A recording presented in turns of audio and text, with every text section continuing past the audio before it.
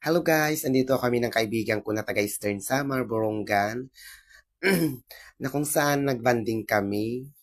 So, ngayon, ikwinento ko sa kanya yung mga nagdaan. Ayan siya, di ba? Napapaiyak siya.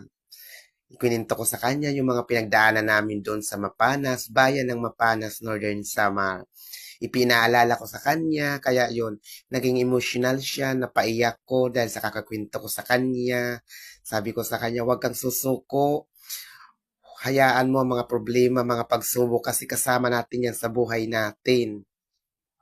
Sabi ko, ganun talaga mga tao, may mga basher talaga, hindi yan maiwasan, sabi ko. Kaya, maging masaya ka kung saan ka ngayon nakatira.